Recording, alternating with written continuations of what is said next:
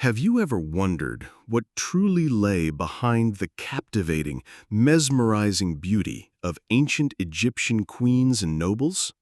Those piercing eyes of Horus, the flawless, ivory-smooth skin, or the voluminous, majestic wigs, all were powerful symbols of timeless lure and authority.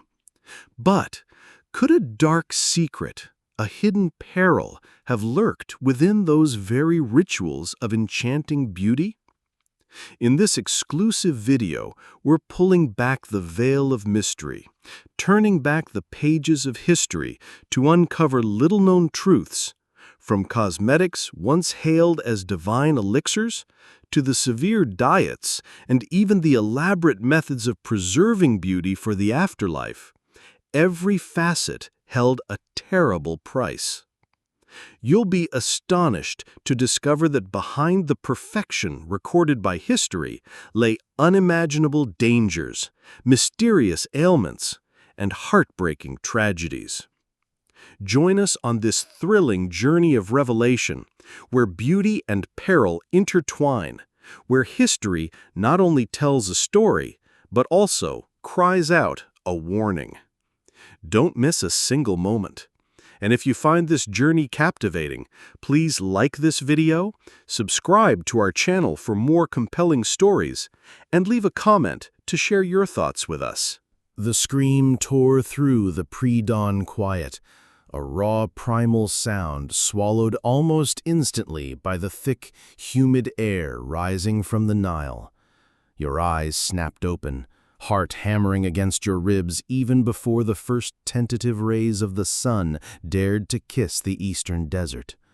Another one. Always another one. You knew the drill. It was the frantic, whispered movements of the household slaves that confirmed your chilling intuition. Someone else had fallen, not to the desert's predators, nor the river's treacherous currents, but to the slow, silent poison that coursed through the very veins of Egyptian beauty.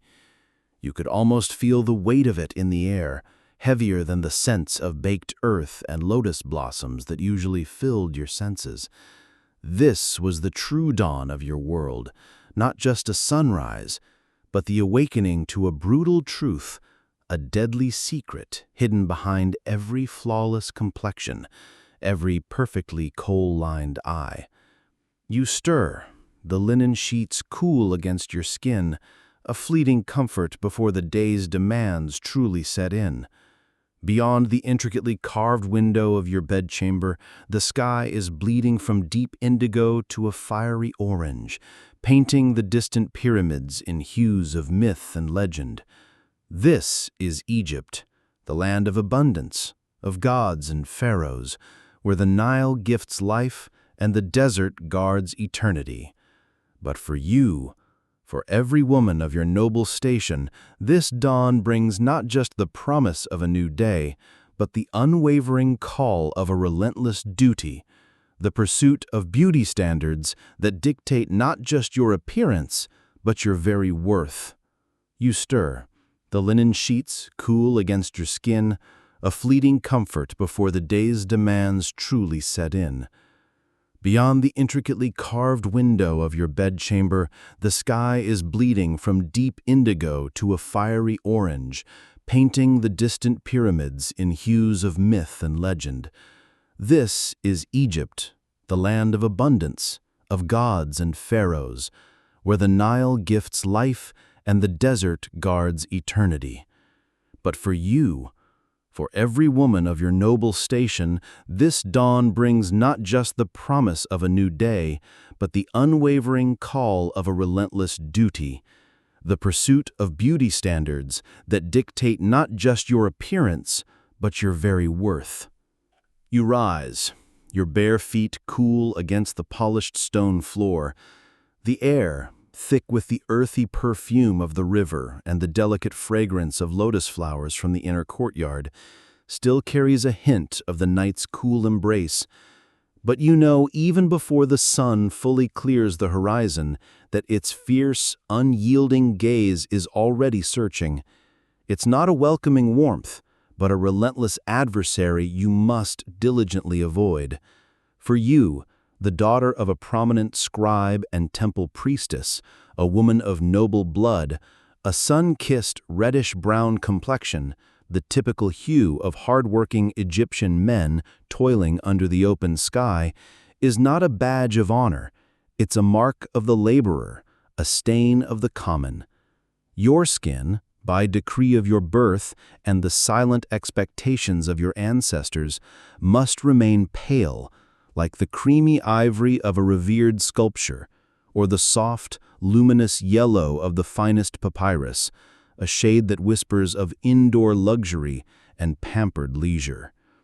This unspoken rule isn't merely about aesthetics, it's about privilege. It's about displaying a life lived far from the fields and riverbanks, shielded from the elements that toughen the skin of the lower classes. You glance at your hand, where the faint, almost translucent veins under your fair skin are barely visible. This is your canvas, and it must remain untouched by the sun's harsh brush. The thought sends a shiver down your spine, a mix of pride and an unsettling sense of imprisonment. Your life, your very existence, feels tethered to the single fragile ideal. As the first golden shafts of light pierce through the intricate latticework of your chamber's window, a young female slave, Nefert, enters, her movements fluid and practiced. Her own skin, slightly darker from her duties in the inner courtyard, serves as a stark, living contrast to the ideal you must maintain. She carries a small, woven basket filled with soft linen cloths and a ceramic jar of soothing oils. Her eyes, though humble, hold a quiet understanding of the ritual that is about to begin, a ritual repeated in every noble household across the two lands. "Mistress," she murmurs, her voice soft as the rustle of reeds. The sun grows bold. You nod, a quiet acknowledgement of the unspoken truth. The morning air, though still relatively cool, is already beginning to warm with the promise of another scorching day. This is your personal battle against the omnipresent light, a struggle that defines your waking hours. This isn't merely about sun protection. It's about adhering to an ancient, unyielding decree. Every hour spent outdoors is a potential transgression against the very essence of your noble identity. The sunlight, so vital for the world outside, becomes a silent, invisible curse upon your delicate skin, threatening to strip away your carefully cultivated status. You sit upon a low, cushioned stool. Nefert begins the ritual. First, a gentle cleansing with Nile water, infused with the essence of lotus to remove the lingering traces of the night. Then the application of a thin layer of rich, unrefined castor oil, its thick texture forming a protective barrier. Over this, a fine, almost translucent powder made from ground alabaster or chalk, meticulously applied to absorb any oil and further brighten your complexion. Each stroke is precise, methodical. It's a daily act of defiance against the sun, a prayer whispered to the gods of beauty and social standing. The contrast with the men of your household is glaring, and it's a distinction you've understood since childhood. Your father, a high-ranking scribe, emerges from his chambers with his robust, sun-kissed, reddish-brown skin, a testament to his outdoor duties overseeing the temple construction or inspecting the papyrus fields. His complexion speaks of strength, vitality, and direct engagement with the world outside the shaded walls of your home. Your elder brother, Khafre, a burgeoning military officer, takes pride in his deeply tanned forearms and neck, a mark of his training under the blazing sun. Their skin tells a story of masculine vigor and participation in the public sphere. But for you, for your mother, for your aunts and cousins, such a complexion is unthinkable. Your world is one of interiors, of cool, shadowed courtyards, of dimly lit halls adorned with colorful frescoes. When you must venture outdoors, even for a short distance, perhaps to a neighboring noble's estate or the temple for a festival, it becomes a meticulously orchestrated event. Nefert carefully drapes a thin, finely woven linen shawl over your head and shoulders, its sheer fabric offering scant protection, yet serving as a powerful visual barrier. It's not just a garment, it's a symbol of your veiled existence, a constant reminder of the physical limitations imposed by your class and by this relentless pursuit of pallor. You walk with an unconscious lean towards the shaded side of any street, your eyes constantly scanning for the next overhang, the next sliver of shadow. The sensation is akin to being a delicate, precious lotus blossom, forced to bloom only in the cool, filtered light of a temple pond, forever shying away from the direct, scorching embrace of the sun. This life, though seemingly one of luxury, carries with it an intrinsic sense of confinement, a subtle but constant reminder that your body is not entirely your own. It is a vessel, its appearance dictated by invisible strings of expectation. There's a small, almost imperceptible ache of disappointment that sometimes surfaces, a quiet yearning for the uninhibited freedom of the lower classes, who could revel in the warmth of the sun without consequence. You've seen peasant women, their bodies strong and dark from the sun, working tirelessly in the fields, their laughter echoing freely. A fleeting moment of envy, quickly dismissed, for theirs is a life of labor and hardship. Yours is one of refinement and ease. This is the bargain of your existence, the unspoken contract you inherited at birth, comfort and status in exchange for a veiled life. This relentless dedication to a pale complexion isn't just about fleeting beauty. It's about establishing your lineage, your purity, your detachment from the laborious common folk. Your skin becomes your standard, your declaration of who you are and where you belong. It's a living flag, proclaiming your noble status to everyone you encounter. And so the daily ritual continues, a silent affirmation of your place in the grand tapestry of Egyptian society. The sun climbs higher, and with it, the heat intensifies, but you remain resolute in the shade, upholding the first, vital, deadly secret of your world, that true beauty, in this ancient land, begins with a willing sacrifice of light. The journey into the deeper, darker secrets of this obsession has just begun. The air in the apothecary chamber was a heady, intoxicating blend, thick with the cloying sweetness of frankincense, the sharp, clean scent of crushed herbs, and the musky warmth of various animal fats. Your breath hitched, not from exertion, but from the sheer sensory overload that greeted you each morning. This wasn't just a room, it was a miniature Garden of Eden, where beauty was cultivated from the earth's bounty, promising transformation. But today, a different note, a discordant whisper seemed to mingle with the fragrant perfumes, a subtle hint of something acrid, almost metallic, beneath the layers of floral sweetness. It was a premonition, a barely perceptible chill that snaked up your spine, warning you that within this paradise, something sinister lay dormant, patiently waiting. You brushed it off, of course. You had to. The allure was too strong, the promise of perfection too vital to your existence. But the feeling, like a persistent fly, buzzed at the edge of your awareness. You step further into the chamber, a space unlike any other in your sprawling estate. It's not merely a storage room, but a sanctuary, a workshop, a treasury.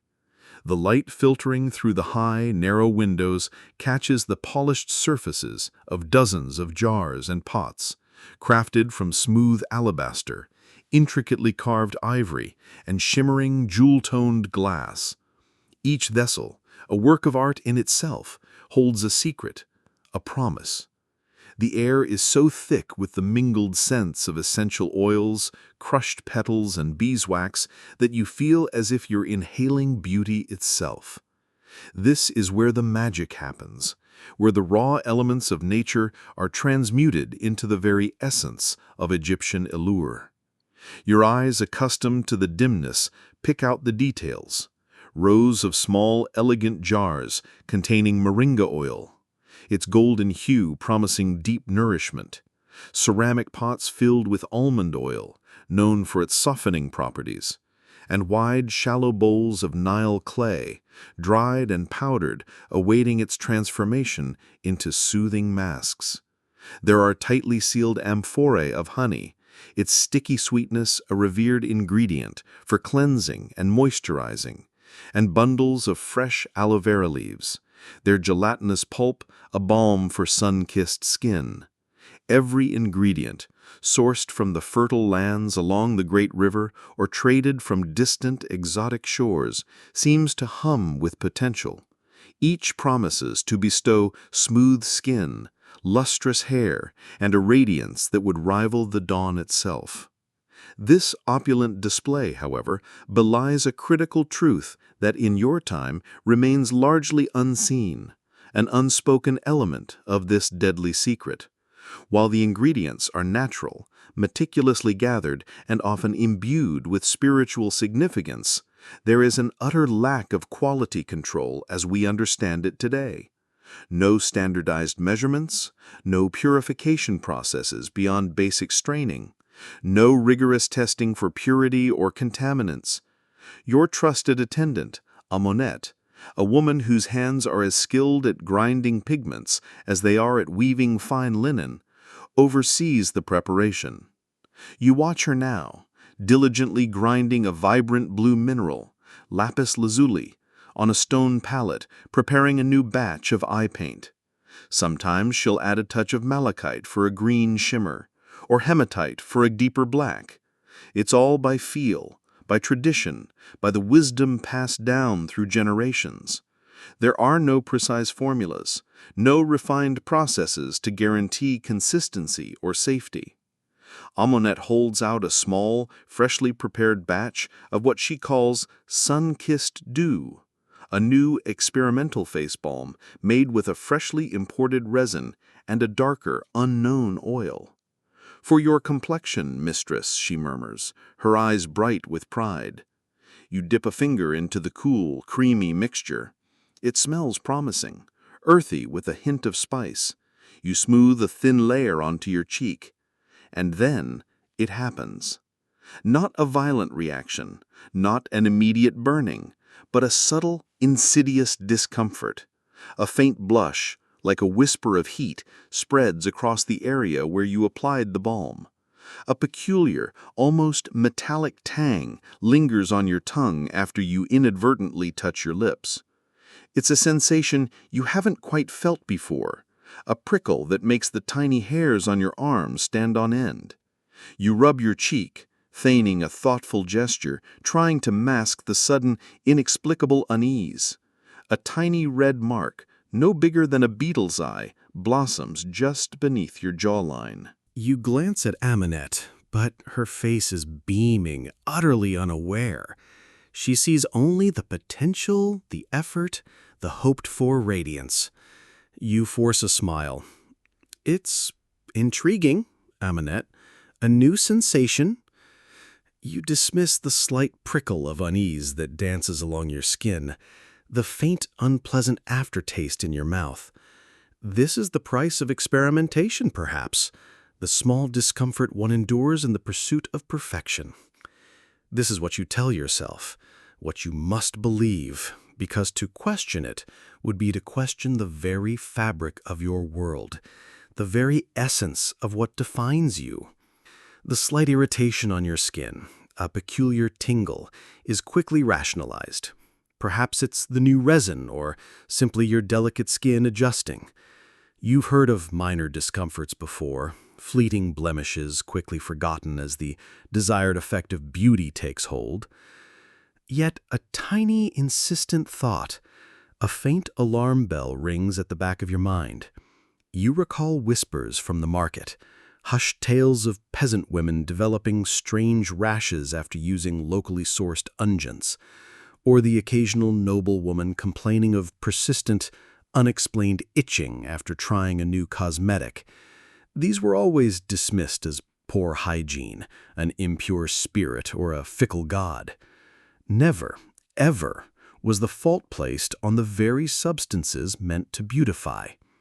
As you gaze at the array of shimmering pots and fragrant oils, a chilling question begins to form, a thought so unsettling you almost push it away.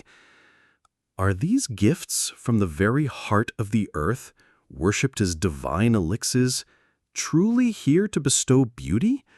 Or do they harbor a deadly promise that no one, not even their devout users, truly comprehends?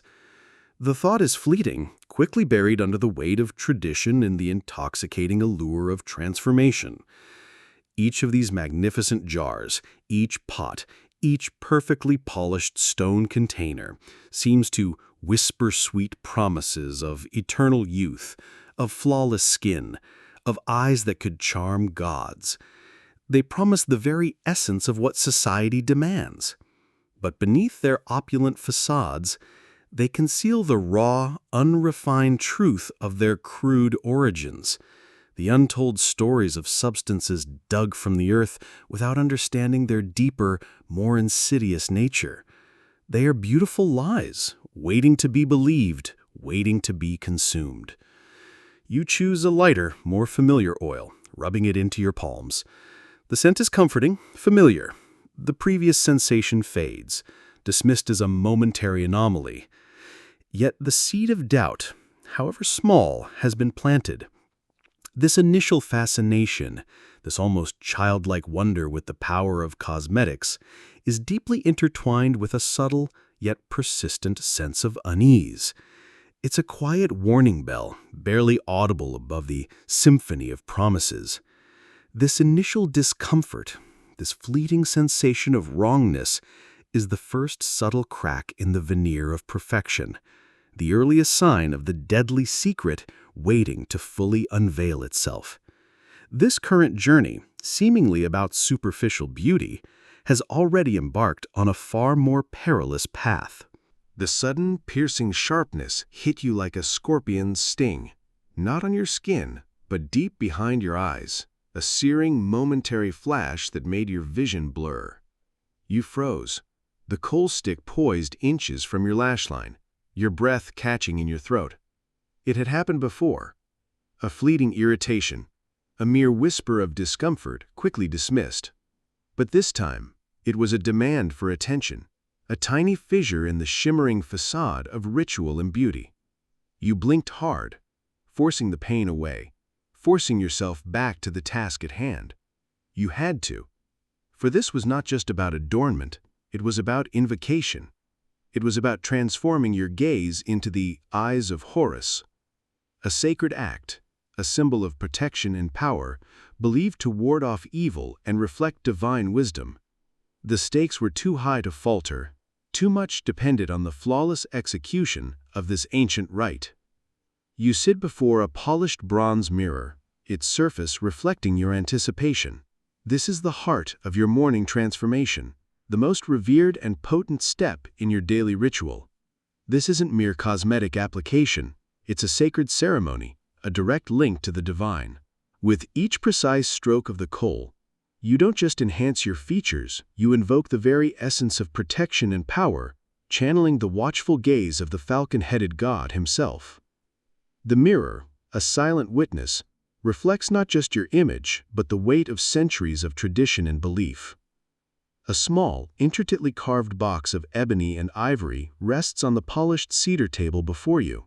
With a deliberate gesture, you unlatch its delicate clasp.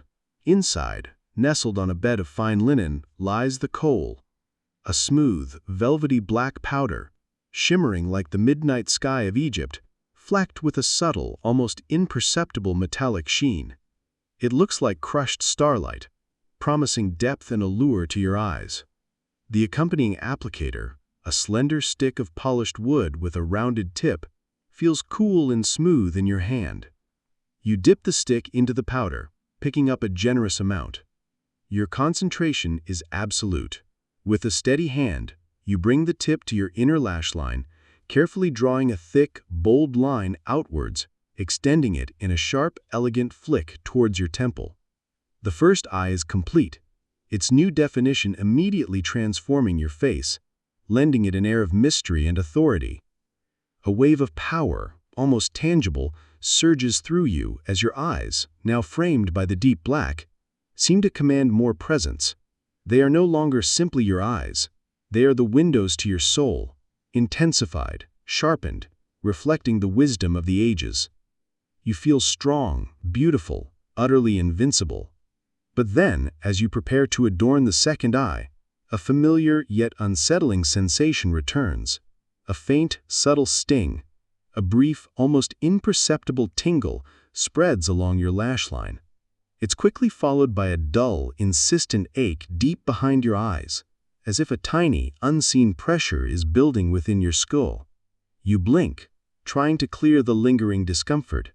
You might dismiss it as a speck of dust, or perhaps just your eyes adjusting to the intense darkness of the coal, a sensation you've experienced before, albeit fleetingly.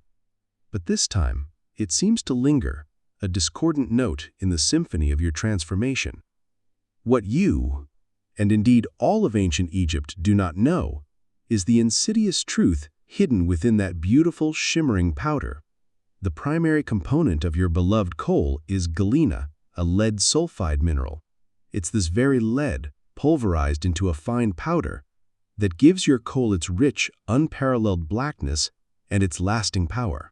Each stroke, meant to invoke divine protection, is, unbeknownst to you, introducing a slow, persistent poison into your system.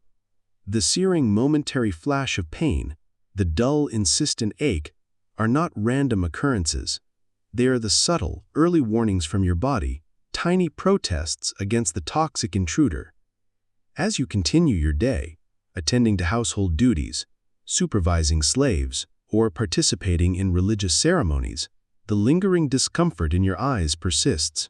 It's a minor annoyance, easily ignored amidst the grandeur of your life, but it's there. And it's not just you. You start to hear hushed whispers in the palace courtyards, murmurs from the servants' quarters, tales that were once easily dismissed as gossip or superstition. There's a certain noblewoman, revered for her exquisite coal, who now suffers from chronic throbbing headaches that plague her days and nights. You overhear hushed conversations about a revered priestess, known for her piercing, coal-rimmed gaze, who seems perpetually weary. Her once bright eyes now often appear distant, almost vacant. There are even stories of the pharaoh's own favored concubine, famed for her dramatic eye makeup, whose hands sometimes tremble uncontrollably during meals, spilling expensive wine onto her silken robes. You find yourself questioning these anecdotes. Is it the desert sun, perhaps? Too harsh, even for those within the cool palace walls? Is it the will of the gods, testing the devout? Or could it be a subtle curse, woven by unseen enemies? Your mind races through the possible explanations, desperately seeking an answer that aligns with your understanding of the world.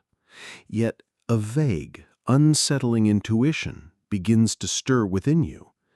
A tiny, cold tendril of doubt wraps itself around your heart.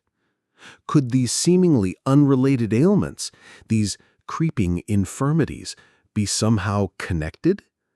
The thought is too frightening to fully entertain, too blasphemous to voice. Indeed, each perfect line of cool you apply isn't merely a stroke of the applicator. It is, in a profound and terrifying sense, a 1,000-year curse etched onto your very soul, slowly, silently, awaiting the moment of its full awakening. The belief that cool brings protection, strength, and divine favor is so deeply ingrained, so woven into the fabric of Egyptian life, that to question it would be akin to questioning the sunrise itself. Yet the subtle symptoms, the unexplained fatigue, the recurring pain, are persistent. They are the initial tremors before a great quake, the first drops of rain before a deluge. Consider the very substance itself. That deep black cool, so alluring and transformative, is like an insidious underground river flowing silently into your body, carrying with it not just the promise of magnificent beauty, but also an invisible, potent poison. With each application, microscopic particles of lead are absorbed through the delicate skin around your eyes, through your mucous membranes, and even ingested as you unconsciously touch your face or lick your lips. This insidious infiltration is slow, cumulative, and relentless. It doesn't strike with the sudden force of a venomous snake. It settles within, patiently eroding your vitality from the inside out. The metallic taste you sometimes experienced after applying the cool, dismissed as a minor oddity, is in fact a harbinger of the lead entering your bloodstream. The headache, the subtle blurring of vision, these are not coincidences, but your body's first futile attempts to warn you. In your world, the concept of heavy metal poisoning is utterly unknown. Illness is attributed to malevolent spirits, imbalances of humors, or divine displeasure. There is no language, no framework to comprehend that the very substance used for protection could be the source of your affliction. So, you continue the ritual. You apply your cool, admiring the way it accentuates your gaze, deepens the mystery of your eyes. You accept the lingering ache, the occasional fatigue, as minor inconveniences, perhaps the toll of your noble duties, or simply the whims of the gods. The profound pride and surging confidence that you feel when your eyes are perfectly adorned clash violently with a burgeoning, undefinable anxiety, a quiet fear that has begun to seep into the very core of your being. It's a primal alarm, ringing faintly from the very place where beauty is most revered, hinting at a truth too terrifying to grasp. The alluring mystery of your eyes now holds a dual nature, reflecting not just divine power, but also the chilling reality of a deadly secret that has barely begun to unfold. This specific journey has only just truly begun its descent into the depths. The piercing shriek ripped through the air, sharp as a priest's knife, silencing the laughter that had moments before echoed through the grand hall of festivals. All eyes, including yours, snapped towards the periphery of the royal gathering. There, near a flickering oil lamp, the unthinkable was happening. A wisp of smoke, thin and insidious, curled upwards from the voluminous, intricately styled wig of a lesser noblewoman, Lady Circuit.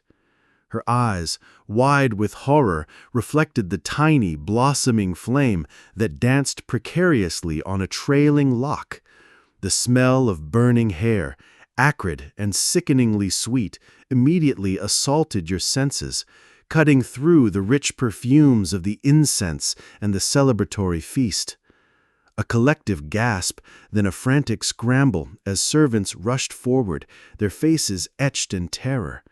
Though swiftly doused, the incident was a stark, chilling tableau, very symbol of status and beauty, designed to elevate and protect, had become a potential instrument of agonizing destruction. It was a visceral, horrifying glimpse into another deadly secret woven into the fabric of your exquisite existence. Every morning, the preparation of your hair is far more than a simple act of grooming. It is the construction of a monumental masterpiece, an elaborate edifice that commands respect and announces your station.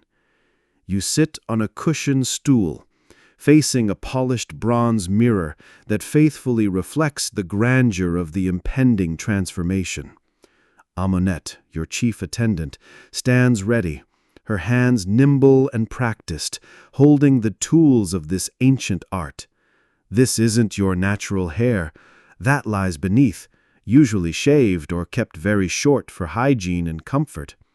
This is a wig, a meticulously crafted creation that will crown you with the unmistakable aura of nobility.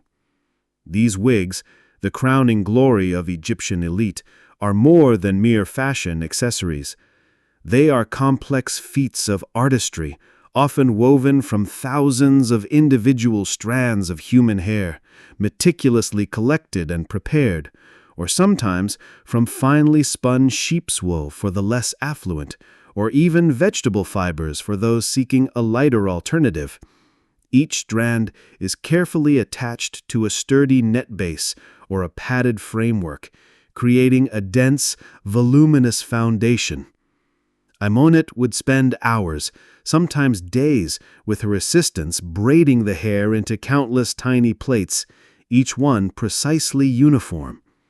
These braids are then coiled, looped, and arranged into the fashionable styles of the season, perhaps the classic tripartite style favored by Queen Nefertiti, with long, heavy tresses falling over each shoulder and a shorter one down the back, or the more elaborate architectural styles seen in depictions of Queen Hatshepsut, showcasing tight curls and intricate pleats that framed the face with an almost divine symmetry. To achieve those perfect curls, Amunet uses heated rods, carefully shaping each section of hair. The skill required is immense. A moment too long and the hair could scorch. Too short and the curl wouldn't hold. Once the basic structure is set, the wig is further enhanced. Gold beads, tiny lapis lazuli rings, and intricate ribbons are woven into the braids, shimmering with every movement. But the most distinctive feature, and often the most fragrant, is the perfume cone, a solid cone of scented animal fat, infused with frankincense, myrrh, rose, or lily. This cone is typically placed on top of the wig, positioned strategically so that as the day progresses and the heat rises, the fat slowly melts, anointing the wig and your person with a continuous, intoxicating aroma.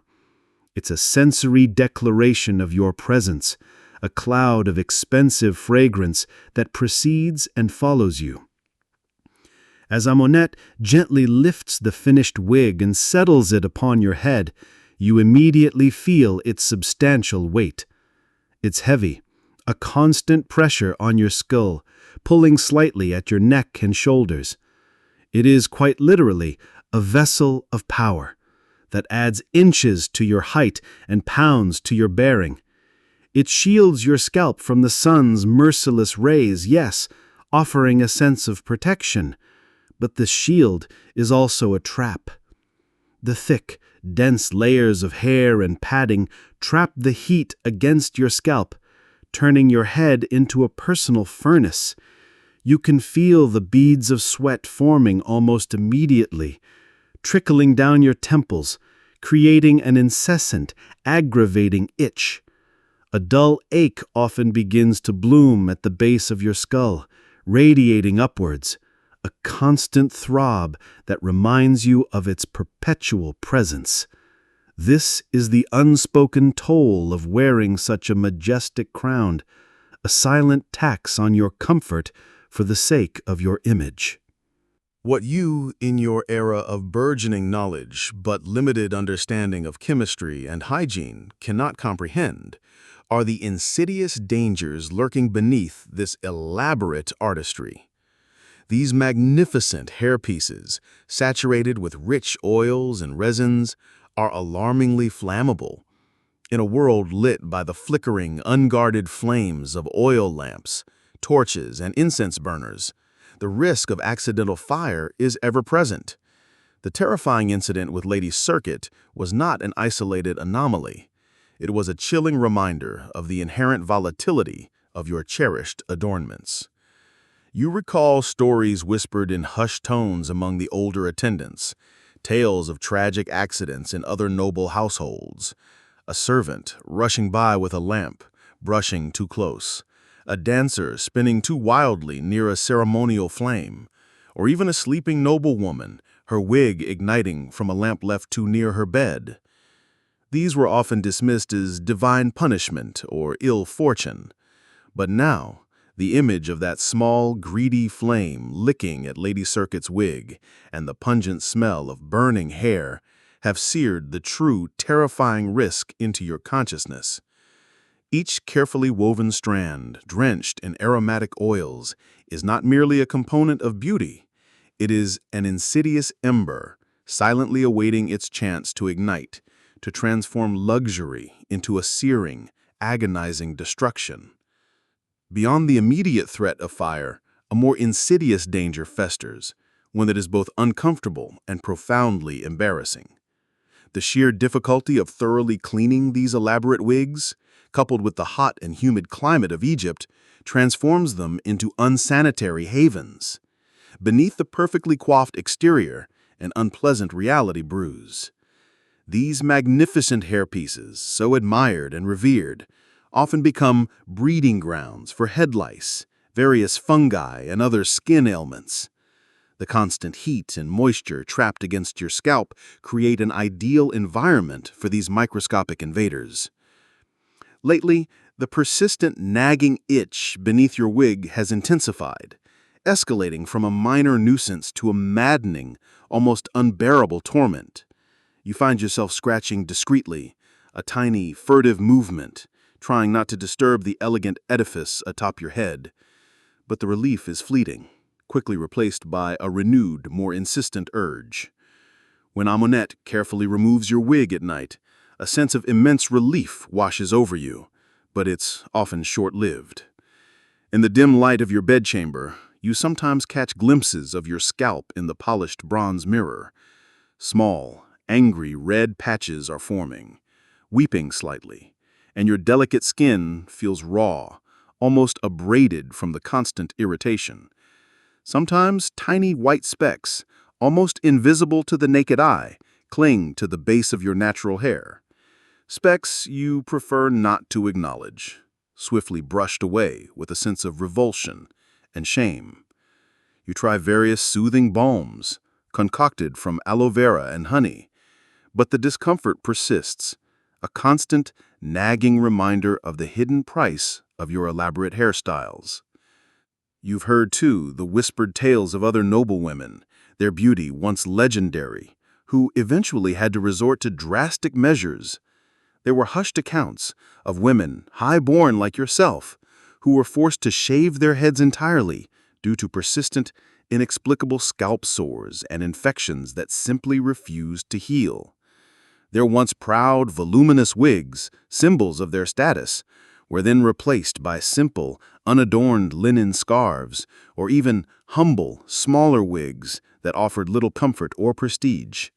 The thought of such a public display of imperfection, of losing your own hair and being reduced to such a humble, exposed state, sends a wave of despair through you. It would be a profound blow to your dignity, a public admission of a hidden flaw. This secret, hidden beneath the grandest symbol of your beauty, is one you must never, ever allow to be revealed. This elaborate crown, this burden of the wig, isn't simply a physical weight upon your head. It is the weight of an entire dynasty pressing down upon your shoulders. It is a constant, suffocating reminder that the very power and beauty you embody come with a terrifying, often hidden cost to your own safety and well-being. The external splendor, so diligently crafted, conceals internal vulnerabilities that you, in your era, are utterly unequipped to understand or combat. It's a cruel paradox. The more beautiful and powerful your image, the more vulnerable and discomforted your true self becomes. As you move through your day, the heavy weight of the wig, the persistent itch, and the lurking fear of spontaneous combustion become a subtle yet constant backdrop to your privileged existence. The profound pride in your opulent appearance is now increasingly intertwined with a gnawing, visceral fear of direct danger, a terror sparked by the near tragedy you witnessed and the unspoken threats festering on your scalp. This fear is compounded by the insidious, nagging discomfort from unspoken hygienic issues, a silent battle waged beneath the layers of carefully coiffed hair. The beautiful, towering symbol of your status is, in reality, a volatile, uncomfortable, and potentially hazardous burden, a silent testament to another of Egypt's deadly secrets. The journey continues, pushing you deeper into the intoxicating, dangerous heart of ancient Egyptian beauty, forcing you to question how much more you are willing to endure for the sake of an ideal. The burning began subtly, a faint, almost imperceptible sting on your lower lip, quickly dismissed as the lingering spice from your morning dates.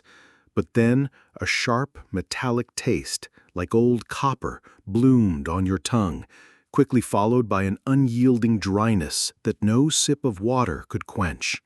You glanced at the bronze mirror, your perfectly painted crimson lips reflecting back a vibrant, almost intoxicating allure. Yet beneath the flawless surface, you felt it, a strange, persistent prickle, an unfamiliar tautness that belied the soft, luscious ideal, a whisper of discomfort, a tiny fissure in the carefully constructed image of perfection. This wasn't merely cosmetic. This was a deadly secret unfolding with every brushstroke, an insidious poison masquerading as divine beauty, a silent betrayal of the very essence of life and power. The final touches of your morning ritual unfold in an atmosphere of quiet reverence. You sit before your polished mirror, the soft light of the chamber illuminating your features. With a delicate touch, you take the small, ivory-handled brush, its fine bristles poised to apply the vibrant pigments. This is the moment when you truly come alive, when the goddess within you is finally revealed. You dip the brush into a small, elegant alabaster pot containing a rich crimson paste. With slow, deliberate strokes, you begin to paint your full lips with a vibrant, commanding red, carefully outlining their natural curve, then filling them in with a uniform, glossy hue. Next, you apply a lighter touch of the same pigment to your cheeks, blending it outwards from the apples to create a subtle, healthy flush. This radiant red, in ancient Egypt, is far more than a mere color. It is the very essence of life itself, symbolizing blood, vitality, and the powerful embrace of passion. It speaks of love, not just for a partner, but for life in all its abundance. Above all, it is the undeniable mark of power, a bold declaration of your noble status, mirroring the sun disk of Ra at its most potent. As the rich crimson settles onto your skin, you feel a profound shift within you. Your lips, now plump and inviting, curve into a smile that you believe to be the very embodiment of a goddess, alluring, commanding, and utterly irresistible. You are transformed, imbued with an almost divine aura. Traditionally, these captivating red pigments were derived from the benevolent gifts of nature. The vibrant juice of crushed mulberries harvested from the riverbanks would yield a delicate berry-like stain. Red ochre, a natural clay rich in iron oxides, was meticulously ground into a fine powder, then mixed with oils or fats to create a deeper, earthier red, reminiscent of the desert sands at dusk. These were the tried-and-true methods, passed down through generations, believed to be safe and pure, a testament to the earth's bounty. However, as the demand for more intense, longer-lasting, and truly dazzling reds grew, particularly amongst the highest echelons of society, the queens, the high priestesses, and the most influential pharaohs themselves, the search for new pigments became more ambitious, and unknowingly far more dangerous. This is where the deadly secret truly begins to seep into your very being. To achieve that unparalleled brilliance, that enduring crimson luster, ancient Egyptian artisans, unbeknownst to themselves, occasionally incorporated other minerals.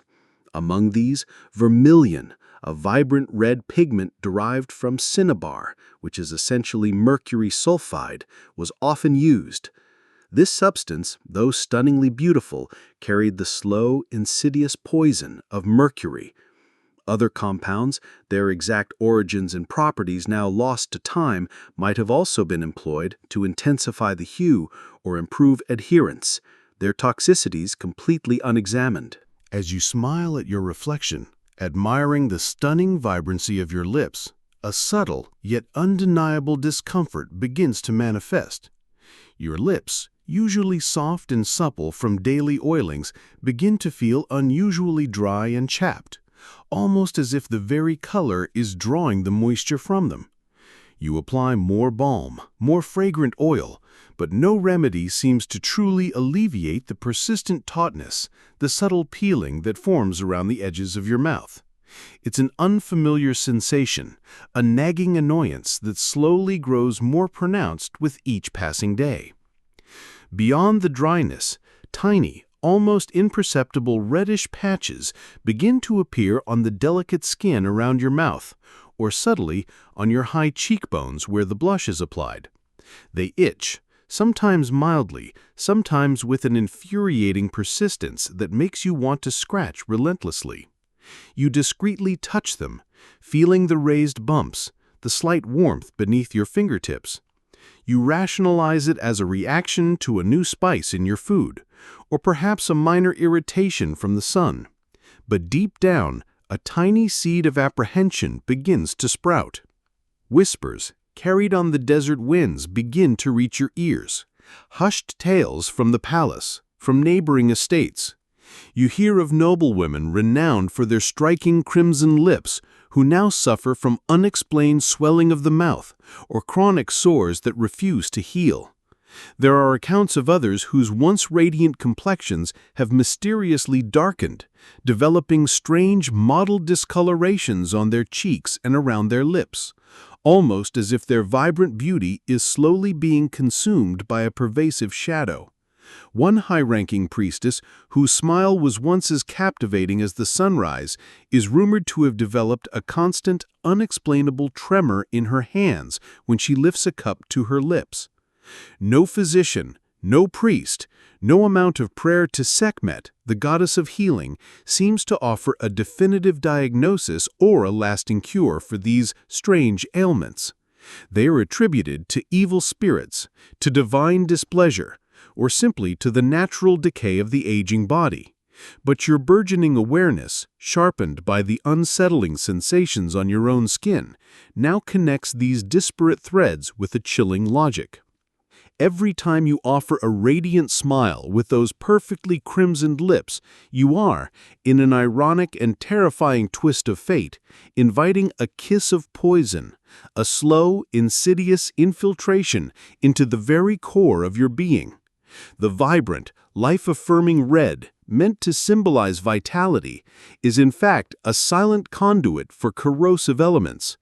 Microscopic particles, unseen and unfeared, are absorbed through the thin, delicate skin of your lips and cheeks, through your saliva, and even ingested as you speak or eat. This is a betrayal woven into the very fabric of your daily existence, a beautiful deception. This profound beauty, the allure of that striking crimson, is like a beautiful flower with venomous thorns. To behold it is to be utterly captivated, to feel an irresistible pull towards its perfection. But to embrace it fully, to touch it intimately, is to invite the hidden sting of its poison. The initial enchantment, the heady rush of confidence and power that washes over you with each application, slowly gives way to the gnawing reality of discomfort and unexplained physical changes. The external allure, so meticulously crafted, begins to clash violently with the subtle but persistent internal decay. Your initial pride and unwavering confidence in your newfound allure, in your transformation into a living goddess, gradually begin to erode. They are supplanted by a growing sense of profound unease, a chilling anxiety about the unusual and unexplainable changes manifesting on your own skin and lips. It is a terrifying realization that the very locus of your beauty and power has become the dangerous intersection where perfection and peril irreversibly merge. The crimson, once a symbol of life, now carries the bitter taste of its own potential end. This story delves deeper, revealing how the very artistry of existence held the seed of destruction. The clatter of a silver goblet, sharp as a sudden serpent's hiss, shattered the harmonious hum of the grand banquet hall. Its metallic cry tore through the perfumed air, pulling every gaze like a magnet to the source of the rupture. Lady Hotep, famed across the two lands for her ethereal, almost skeletal slenderness, lay crumpled beside her cushioned seat, her delicate linen gown pooled around her like spilled cream, a ghostly shroud. Her face, usually a mask of serene beauty sculpted from marble, was now a terrifying canvas of ashen pallor, stark against the vibrant tapestry of the feast. A collective gasp, a ragged breath drawn by 100 throats, ripped through the assembled nobility, hanging in the air like a shroud woven from terror. This was not an isolated incident. Indeed, such collapses had become ominous tremors in the gilded halls, the whispers growing louder with each passing moon, recounting noble women fainting without cause, their once radiant complexions fading to an alarming, almost translucent state. You felt a cold dread seep into your very bones, a chill that slithered like a scarab beetle through your consciousness, solidifying the chilling recognition that the pursuit of the divine form had become a perilous gamble, a game of death with life as the wager. This was another deadly secret, a silent predator lurking behind the veil of delicate perfection. You are amidst the breathtaking splendor of a grand temple celebration, a tableau of opulence where the elite of Egyptian society gather like brightly plumaged birds. The air, thick as molten gold with the scent of roasted duck, rich sweet wines and exotic perfumes, vibrates with the melodic strains of lyres and the hushed, important murmurs of conversation.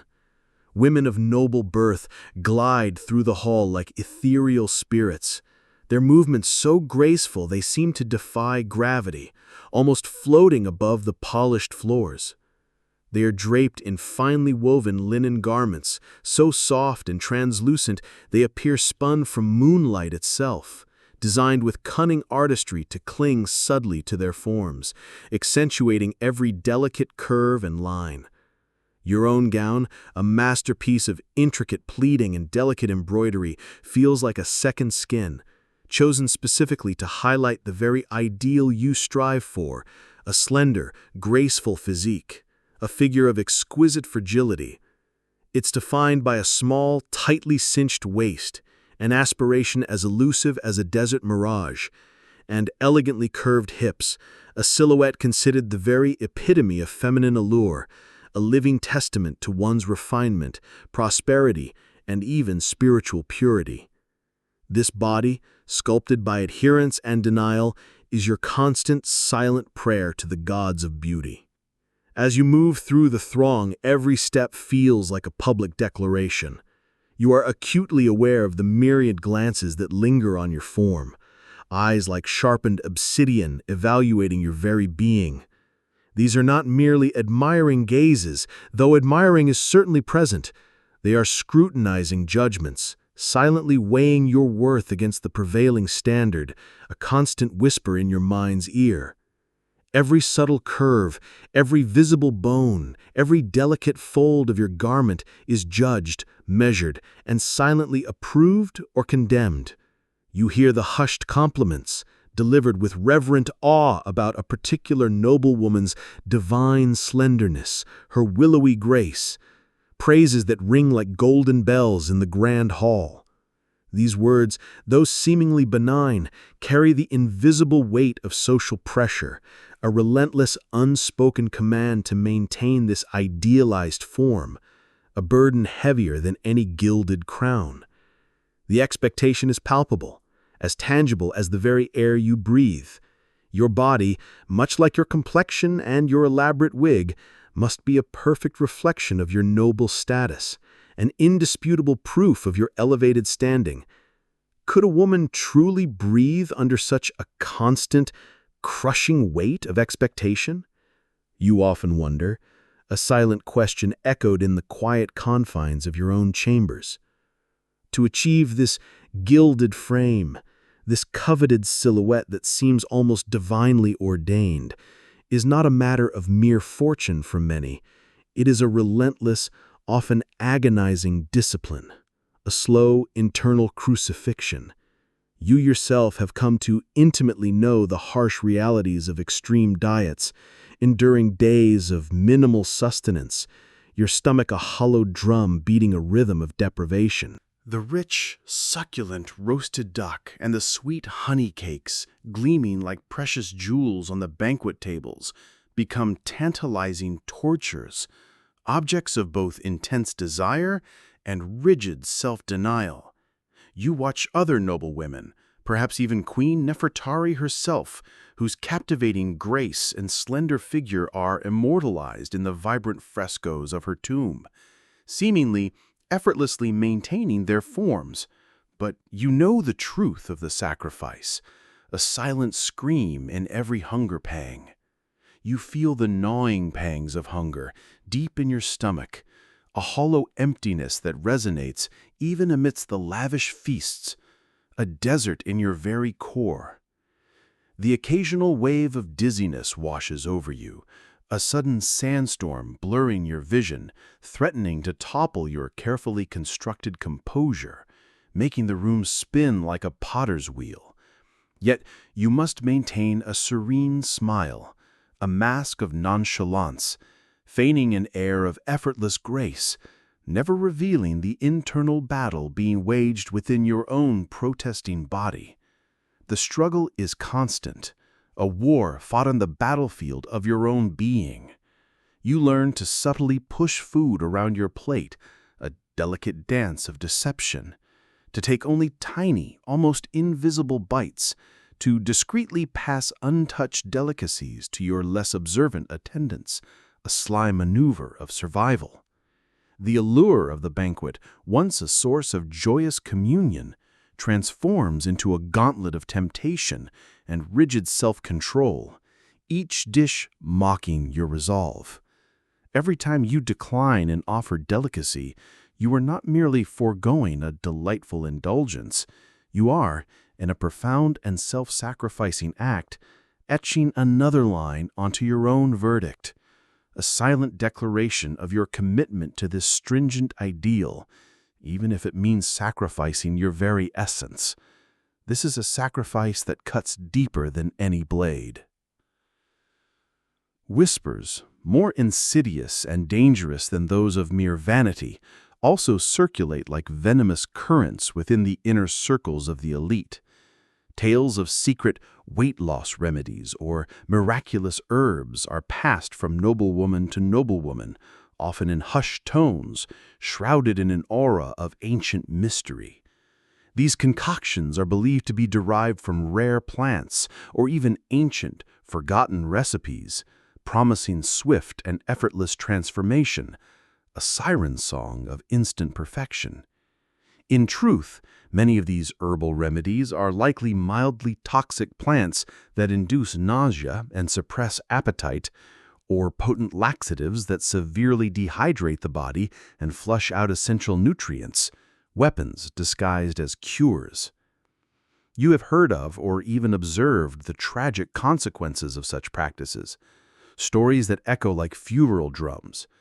There was Lady Tia, a radiant young noblewoman once celebrated for her striking beauty and delicate figure, who now suffered from frequent, inexplicable fainting spells, often collapsing dramatically in crowded gatherings, her already slender frame appearing almost fragile, like a dried reed in the desert wind.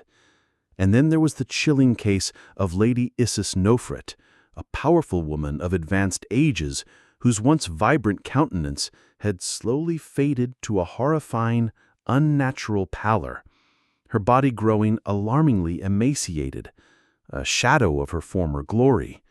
Her eyes, once sharp and commanding, now held a disturbing empty gaze, as if the very life force had been slowly drained from her, leaving only dust.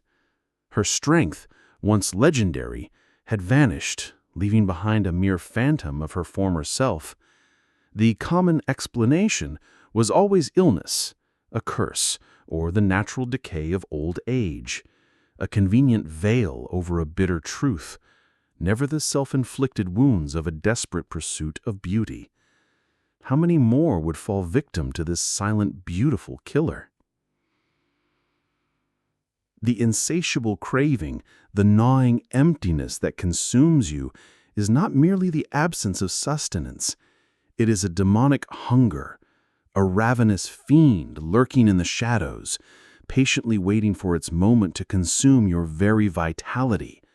This insidious entity seeks to devour your strength, your energy, your health, slowly but surely transforming you from a vibrant, living being into merely a reflection, a beautiful but hollow statue, a perfect form devoid of genuine life, a tomb for your spirit. The allure of the slender figure, so powerful and persuasive, hides a dark truth. It demands not just sacrifice, but eventual destruction, a pact with the underworld.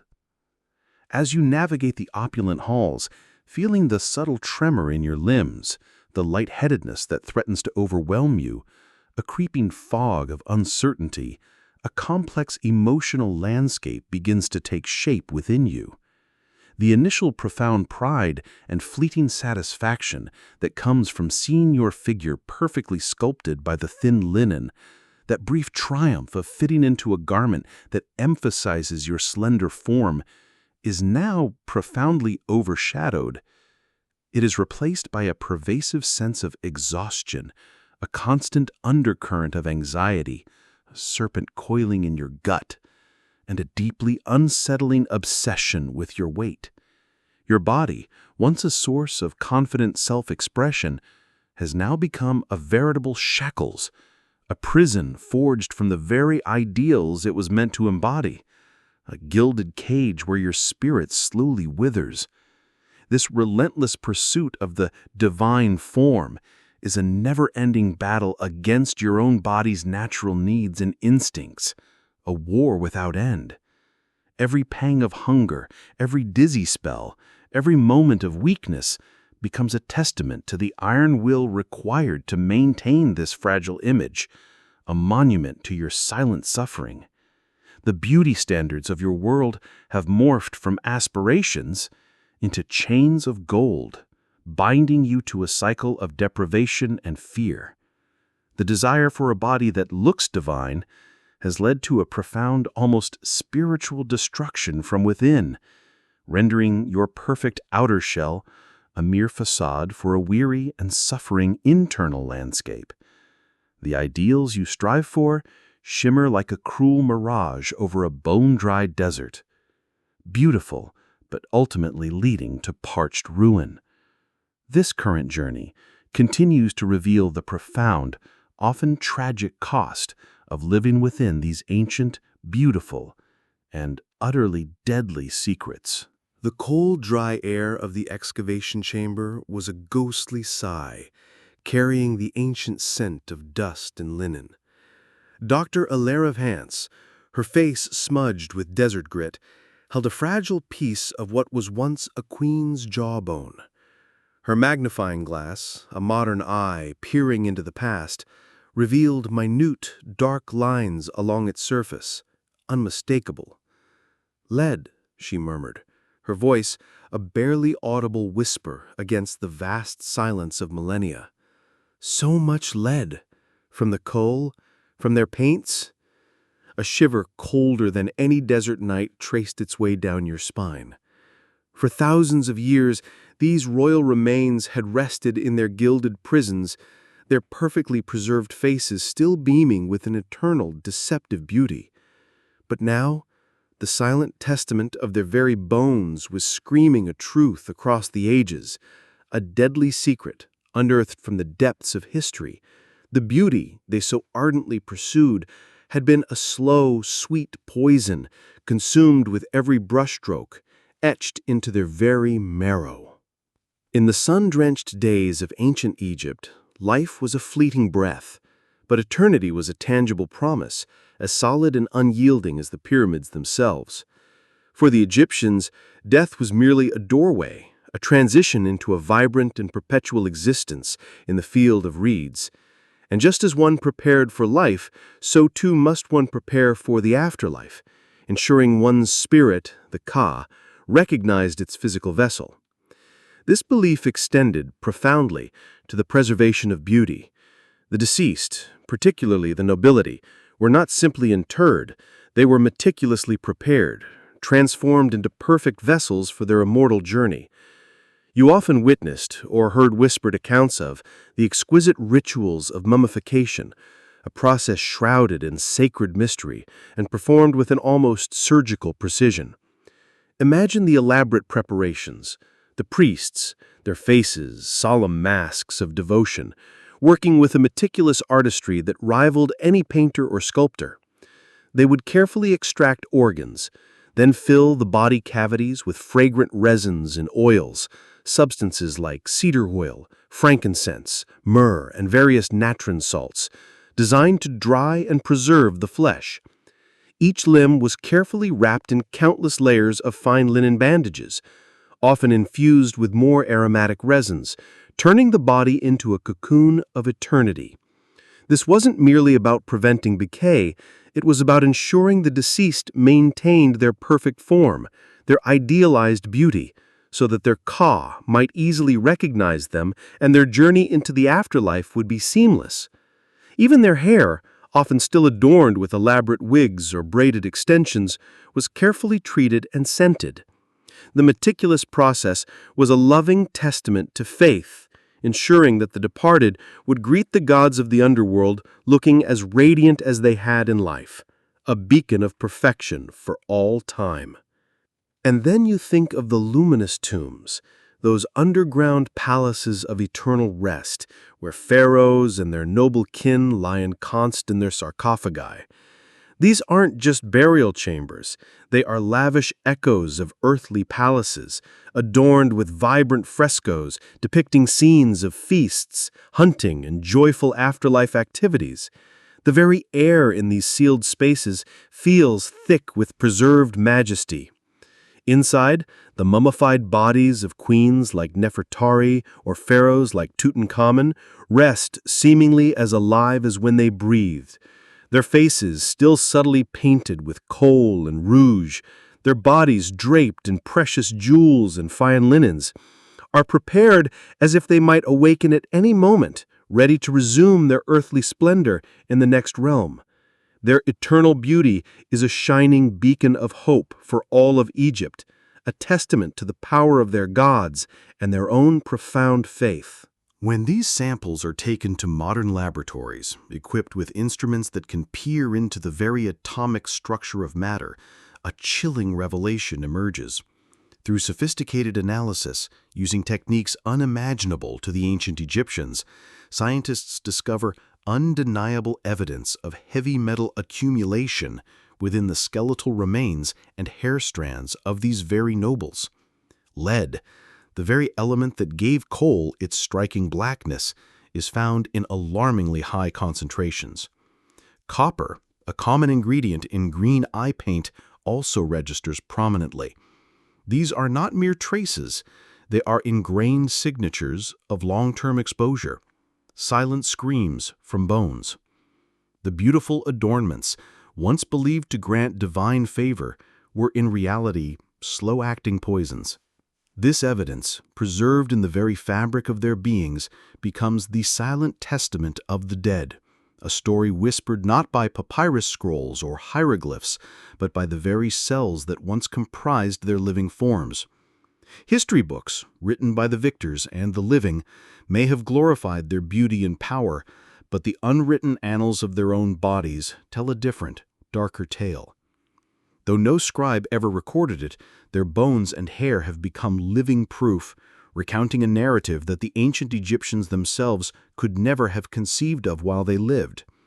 This is scientific proof, not mere conjecture or a convenient attribution of blame, but a hard, immutable fact, revealed by the cold, clear light of empirical investigation. The very essence of their physical being now serves as an eloquent, horrifying witness. Every preserved mummy, every perfectly kohl-lined eye resting in its sarcophagus is more than just a meticulously prepared corpse. It is a silent book, its pages etched with the insidious narrative of a bygone era's dangerous beauty standards. These are tales of toxic secrets, waiting patiently through millennia to be deciphered, to be understood by a world that finally possesses the knowledge to do so. The perfectly painted faces in their tombs, intended to reflect eternal vitality, now become haunting reflections of their slow, internal demise. This revelation forces a chilling rhetorical question to echo across the vast expanse of time. Did those women, as their eyes closed for the final time, ever vaguely sense that the very beauty they so fervently revered was the silent, unseen hand that ultimately destroyed them from within? Did they, in their moments of quiet suffering, ever suspect that their treasured kohl, their vibrant lip paints, their shimmering powders were not elixirs of life, but slow-acting draughts of death? The answer, of course, is a resounding and tragic silence.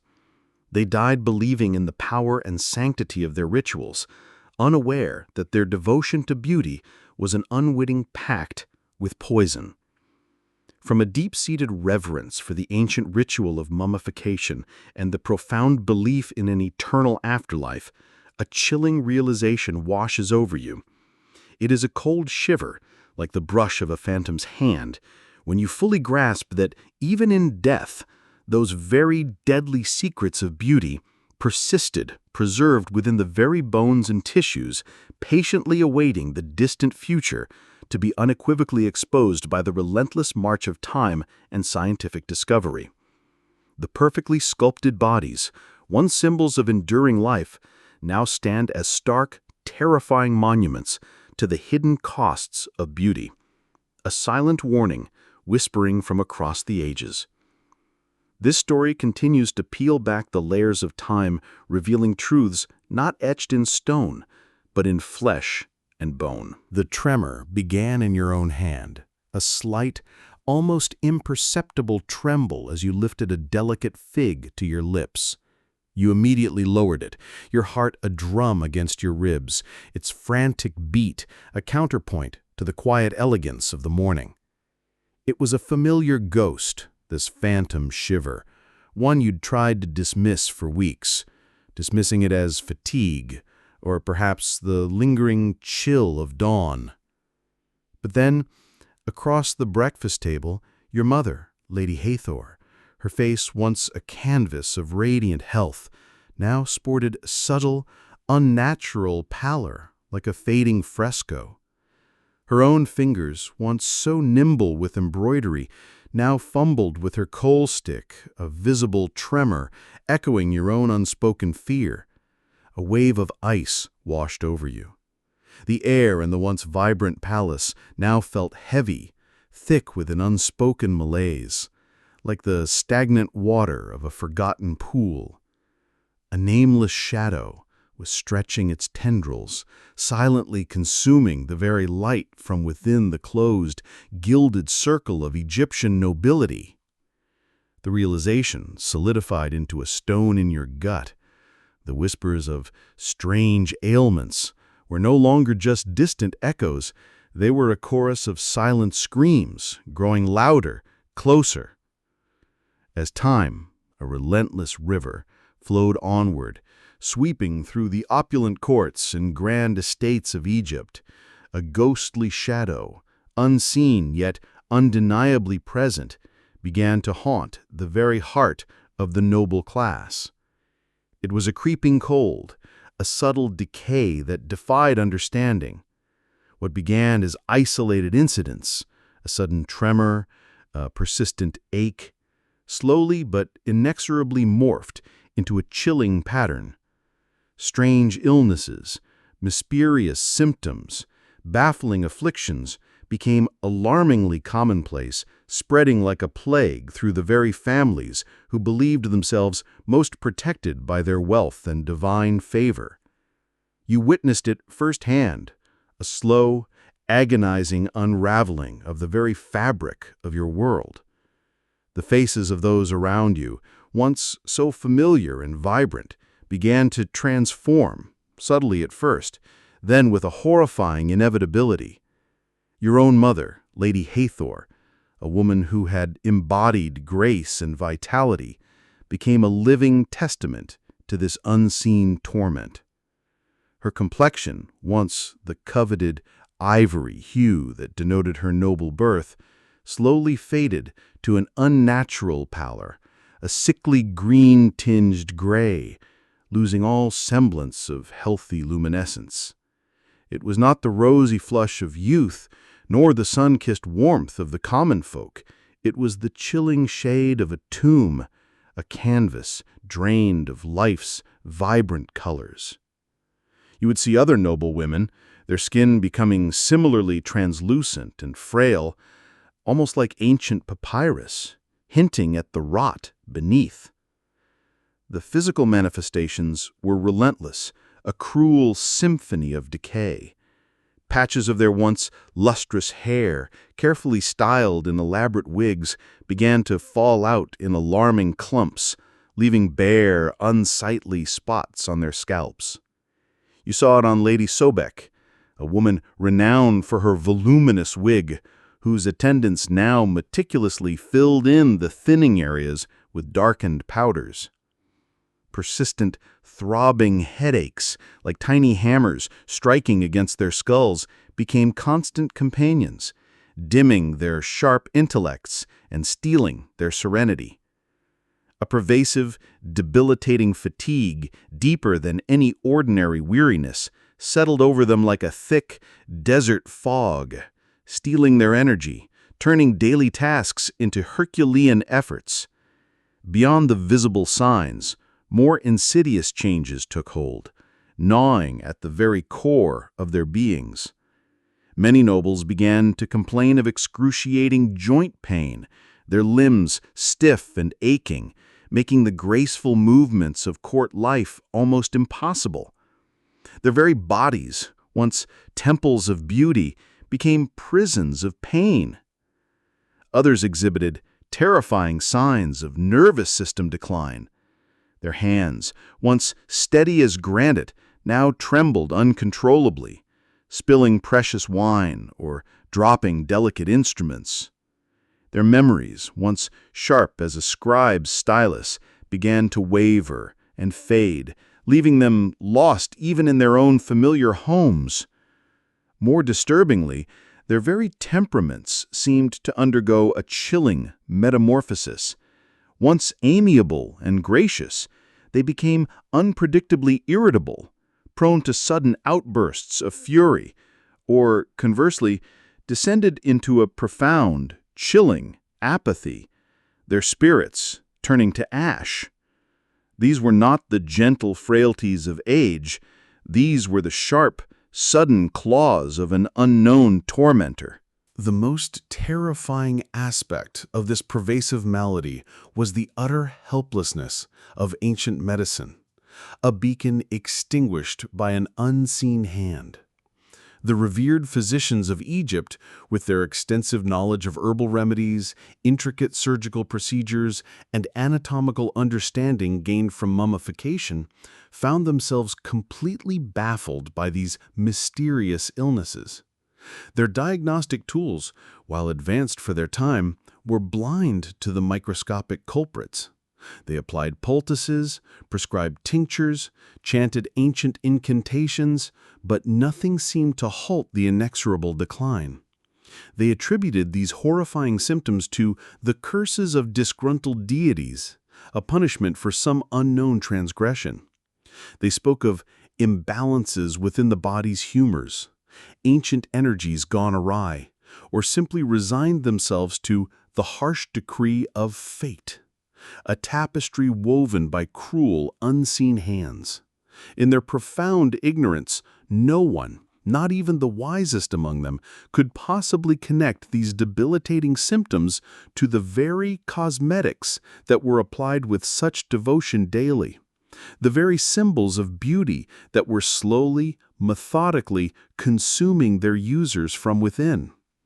The notion that the source of their suffering lay in their treasured beauty rituals was simply beyond the scope of their understanding, a truth hidden in plain sight. This insidious decay, this slow consumption of life, was not the dramatic strike of a sudden plague, a thunderclap from a clear sky. Instead, it was like an unseen underground river slowly eroding everything in its path, a relentless force wearing away at their vitality, their very essence. It meticulously gnawed at every facet of their existence, from their outward beauty, once as radiant as the noonday sun, to their inner health, now a crumbling ruin, all without anyone ever discerning its hidden source. It was a creeping shadow, lengthening imperceptibly each day, until it engulfed them entirely. The death it brought was not the swift justice of a warrior's blade, but the slow, suffocating embrace of a vine, winding around its victim, tightening its grip inch by agonizing inch. The once resplendent palace, a beacon of life and power, was now shrouded by an invisible curse, a silent, spectral presence that gnawed at the most beautiful souls within its walls. The vibrant laughter faded, replaced by hushed whispers of illness and fear.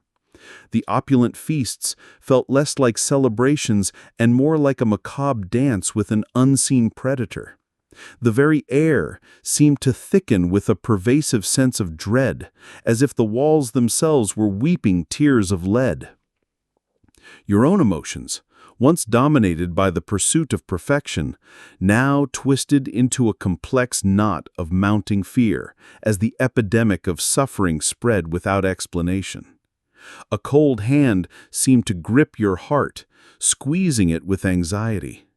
The utter helplessness, a crushing weight upon your spirit, became almost an unbearable burden as you witnessed those you cherished, your mother, your aunts, respected nobles whose faces you had seen adorned since childhood, gradually wither and fade, their once bright spirits dimming like lamps running out of oil.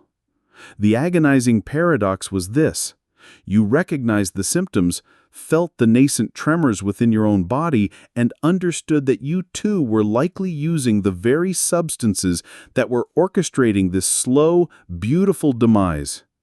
Yet you were powerless, a lone boat adrift on a sea of ignorance, unable to shout a warning that no one would comprehend, let alone believe.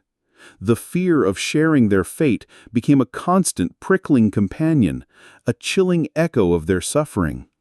This particular story, so deeply woven into the fabric of Egyptian splendor, continues its descent into the grim realities of these deadly secrets.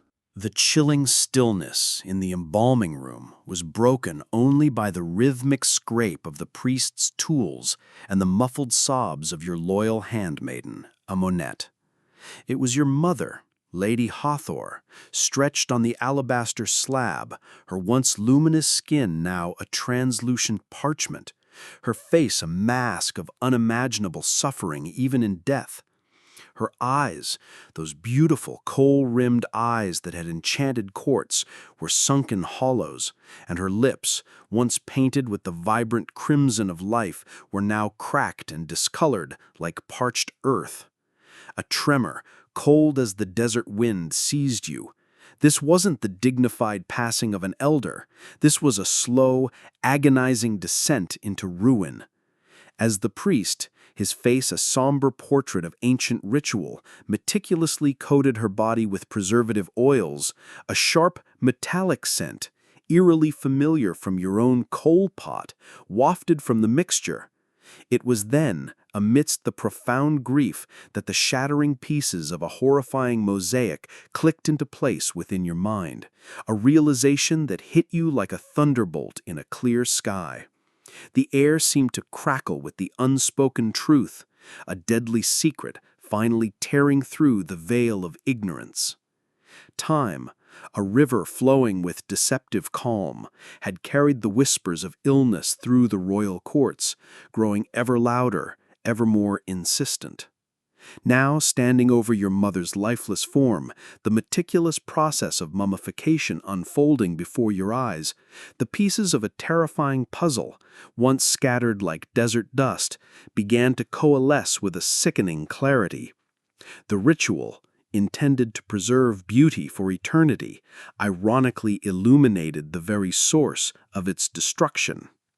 The air in the embalming chamber was thick, not just with the pungent scent of natron and frankincense, but with the unbearable weight of your grief. A Monette, her face a landscape of sorrow, knelt beside you, her silent tears rivers flowing from a wounded heart. Your mother, Lady Hathor, lay before you, a serene yet heartbreaking tableau. Her skin, once so radiant with the coveted ivory glow, was now a ghastly pallor, tinged with an unnatural gray, like moonlight on ash. Her hair, once a cascade of deep raven braids, was sparse, clinging in desperate wisps to her scalp, revealing patches of raw, irritated skin. The memory of her increasing fatigue, her sudden outbursts of irrational anger, her trembling hands, all these symptoms, once isolated and perplexing, now aligned like stars in a terrifying constellation.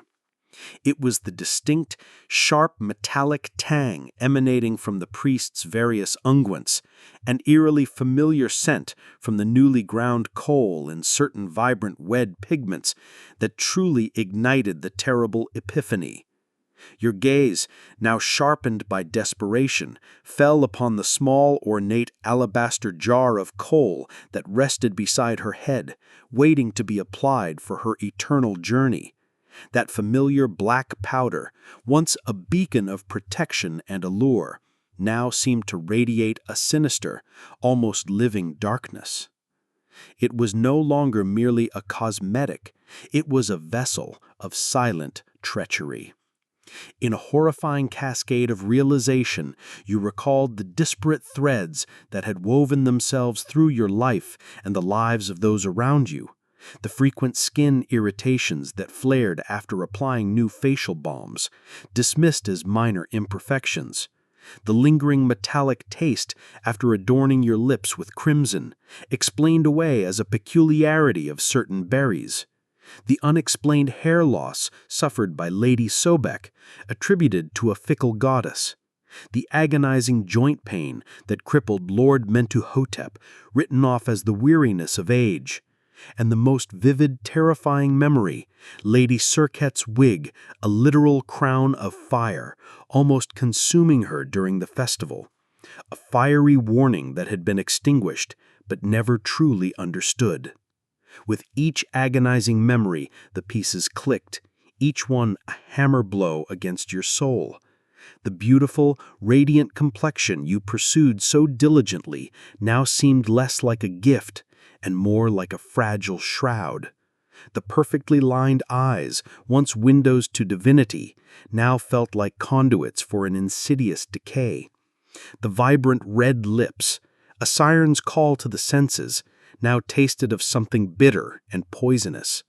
The voluminous wigs, a crown of power, now felt like a smoldering burden. The truth, when it arrived, was not a gentle dawning, but a blinding flash of lightning, tearing through the darkest night of your ignorance. It resonated in your very bones, a cold, horrifying echo. It was not a curse. It was not the capricious will of the gods. It was the very substances we adorned ourselves with daily. The words screamed in your mind, a silent cacophony of dread. The beautiful oils, the glittering powders, the vibrant pigments, all elements of your treasured rituals, were not benign gifts from the Nile, but secret agents of destruction, slowly eroding the lives of Egypt's most revered. This horrifying realization, while unique to your personal experience, resonates with the echoes from the future, a confirmation that transcends your limited ancient knowledge. Modern science, a beacon burning millennia away, would one day unearth the mummified remains of your kin, your queens and pharaohs. With their sophisticated instruments, they would analyze the very bones and hair that you now mourn and discover the same irrefutable markers of heavy metal accumulation. Lead from the coal, copper from the eye paints, perhaps even mercury from certain reds. They would prove, with cold, hard data, what your instincts now scream, that the obsession with beauty, fueled by unrefined and often toxic ingredients, had a devastating, unseen cost. You, of course, cannot fathom the existence of lead atoms or complex chemical reactions, but your primal instinct, a raw, undeniable truth burning in your gut, tells you there is a deadly, unbreakable connection between the revered beauty and the insidious disease that gnaws at your people. This moment of revelation is also the agonizing birth of utter helplessness. You want to shriek, a primal scream ripped from the depths of your being, to tear down the very walls of the palace, to warn everyone, to shatter every beautiful, insidious jar of poison. You envision yourself sweeping through the royal chambers, knocking over alabaster pots, trampling precious pigments underfoot, a whirlwind of righteous fury. You want to protect the women you cherish, to save the very children who even now learn the rituals of beauty that will become their slow torment. But the scream catches in your throat, a choking knot of despair. You know, with a certainty as heavy as granite, that no one will believe you. Your words would be dismissed as madness, a fevered delusion, or worse, sacrilege against the very traditions and beliefs that underpin your society. To speak against the sacred standards of beauty, to denounce the very gifts of the earth that make a woman divine, would be seen as insanity, disrespect to the gods, or even a dangerous, subversive act that could imperil your own life. You are trapped, a lone soul caught in a gilded cage, witness to a horrifying truth, yet utterly powerless to act. The ideal of beauty, shimmering and destructive, continues to be worshipped with blind devotion, a golden idol demanding human sacrifice. The mysterious illnesses, the slow, agonizing decay continue to spread, a silent epidemic sweeping through the unsuspecting elite, and you, a fragile sentinel on the precipice of this horrific knowledge, are one of the very few who can see the truth, yet you are forced into a chilling, suffocating silence. That desperate, unheard scream, a profound lament, echoes only within the vast, lonely expanse of your own soul. It is the agony of solitude, the unbearable burden of knowing a devastating truth that cannot be shared, a personal hell in a world of outward splendor. This profound moment leaves you feeling betrayed by the very ideals you once cherished, the very things you offered your devotion to. The despair is a heavy cloak, enveloping you as you realize a horrifying truth, one that cannot be undone, cannot save those around you, and cannot, ultimately, save even yourself. this specific journey has reached its tragic zenith, a silent revelation in a world still enchanted by a deadly illusion. The ancient papyrus scroll, fragile as a butterfly's wing, unrolled slowly in your trembling hands, revealing the vibrant, unfaded countenance of a queen from a bygone era. Her eyes, dark pools of mystery, were rimmed with a kohl so precise it seemed painted yesterday, a declaration of power etched in black. Her skin, depicted in a rich, creamy ivory, whispered of timeless perfection, while her voluminous wig, a regal crown woven from darkest night, framed a face of almost unimaginable serenity. For a moment your breath caught, suspended in the air like dust motes in a sunbeam. This was the epitome of Egyptian beauty, a frozen testament to an ideal that had defied the ravenous maw of millennia. But now, after the terrifying journey through hidden truths, the sight no longer evoked pure admiration. Instead, a chilling shadow fell across the vibrant image, like a vulture circling its prey. You no longer saw merely beauty. You saw the ghosts of agonizing headaches, the phantom tremors of poisoned hands, the burning itch of inflamed skin. This was not merely an aesthetic. It was a cryptic message written in silent agony, a deadly secret screaming from the depths of history. This final contemplation is not a journey through new sands, but a harrowing dive into the depths of memory, a profound reflection on the enduring legacy of Egyptian beauty. You are no longer merely a participant, you are an observer, a witness to history from the vantage point of newfound, painful understanding. Your gaze now falls upon an ancient bas-relief, its sculpted figures frozen in graceful poses, or perhaps a perfectly preserved statue within a silent tomb bathed in the eternal twilight of eternity. On these enduring testaments, the beauty of those long-vanished queens and noblewomen remains triumphantly preserved, challenging the very erosion of time. Their kohl-lined eyes, sharp as obsidian blades, still pierce the veil of ages. Their smooth ivory skin retains its illusion of perfection, and their voluminous, regal wigs stand as proud monuments to their earthly status. All of it appears flawlessly eternal, untouched by the cruel hand of decay. Yet as you gaze upon this perfect, unblemished beauty, the lens of your perception has irrevocably shattered. The shards of truth, collected throughout this grim odyssey, now refract a different reality. You no longer feel a surge of pure, uncomplicated admiration.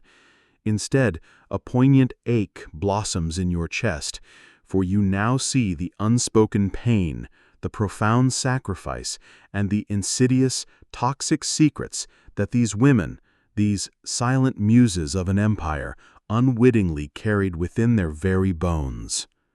Each bold line of kohl is now an indelible mark of lead, a heavy metal etching its corrosive signature into the fragile vessels of their lives. Every dusting of shimmering powder, once believed to enhance radiance, is now a potential vector of unseen poisons, a dangerous gift. And every slender, divine form, once a testament to grace and prosperity, is now a haunting monument to relentless starvation and debilitating exhaustion, a cage built of bone and hunger.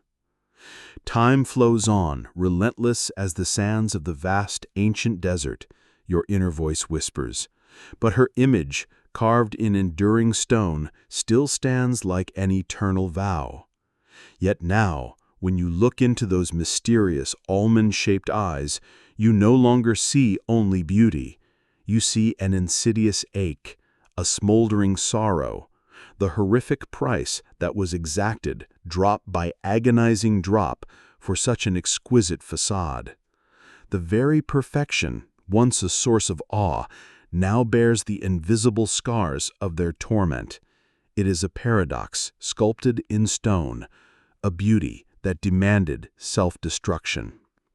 This is where the unyielding voice of modern science finally steps forward, a beacon cutting through the fog of ancient belief to fully unravel these deadly secrets. Thousands of years after these queens and nobles drew their last breath, their perfectly preserved remains became silent, invaluable witnesses. Meticulous analyses performed on their mummified bones, hair, and even lingering cosmetic residues have conclusively confirmed what the ancient Egyptians could never have known. The very splendor they pursued, the vibrant colors that adorned their bodies, the strict diets that shaped their forms, all came at an unspeakable cost to their health and ultimately to their very lives. The lead poisoning from their coal, the skin afflictions from their unrefined balms, the physical decay from their extreme dietary practices, these were not curses, not divine displeasure, but the slow, cumulative effects of their beauty rituals. Their desire for eternal beauty led to a tragic form of earthly demise. This story, however, does not merely end in the dusty tombs of Egypt. It stretches its profound message across the vast expanse of time, morphing into a timeless lesson, a cautionary tale echoing through the ages, directly addressing our own modern world. It compels a deep, introspective question for our own generation, a mirror held up to our relentless pursuit of perfection. Have we, with all our vaunted knowledge and dazzling technology, truly escaped the ancient cycle? Are we not, in our relentless quest for flawless beauty, simply repeating the same insidious errors, albeit cloaked in a new guise? The obsession with perfection, that same relentless drive that compelled ancient queens to endure unseen torment, still looms large in our own era. The social pressures, a digital whip now replacing the subtle glances of the court, push us towards often unattainable ideals. The alluring promises of beauty, whispered by advertisements and influencers, often conceal their own deadly secrets within the glittering halls of today's beauty industry. Are our modern cosmetics truly benign? Are our diets truly healthy? Our surgical enhancements truly without consequence? Thousands of years have passed. The mighty pharaohs have turned to dust. Their pyramids still stand as silent sentinels. But the more pressing question, a haunting whisper on the wind, remains. Has the relentless obsession with flawless beauty truly changed its stripes? Or does it merely hide itself in a different, more technologically advanced form, still demanding its silent human tribute? This account, born from the sands of Egypt, does not simply conclude with a historical fact. It closes with a powerful image of contemplation, a direct invitation to the reader's own soul. The legacy of ancient Egyptian beauty is not merely a fascinating historical period. It is a vivid, urgent warning, a phantom limb of ancient pain stretching across the millennia to touch us now. When you gaze into your own mirror, when you carefully apply your own adornments, remember Egypt. Let the image of their dazzling queens, their perfect faces, be a chilling reminder. Remember those magnificent muses, those women of boundless power and breathtaking allure who unknowingly carried within them deadly secrets. For their story, a silent epic etched in bone and dust, is not merely a chronicle of the past. It is a potent, timeless reminder that sometimes the price of beauty can be far, far higher than life itself. The final image that lingers is that of a magnificent statue of a great Egyptian queen, perhaps Hatshepsut, in her regal splendor, her beauty enduring, a frozen sigh of perfection. But now when you look upon her flawless countenance, you no longer see only splendor. You feel the shadow of insidious poisons, the haunting echo of unspoken pain, and the resonant toll that beauty in its most idealized form relentlessly demanded. Her eternal grace is now imbued with a tragic, deeper meaning, a monument not just to beauty, but to its devastating cost. And so our journey through the gilded, yet often perilous halls of ancient Egyptian beauty draws to a close. Thank you for walking this path with us, for listening to the silent whispers of history, and for gazing unclinchingly at the profound truths hidden beneath layers of kohl and grandeur. If this exploration into beauty's enduring, often bittersweet legacy has resonated with you, do grace us with your thoughts in the comments below. Your insights, like ancient wisdom, are always cherished. And if you wish to continue unearthing the timeless secrets that shape our world, we invite you to like this story and subscribe for more journeys into the past.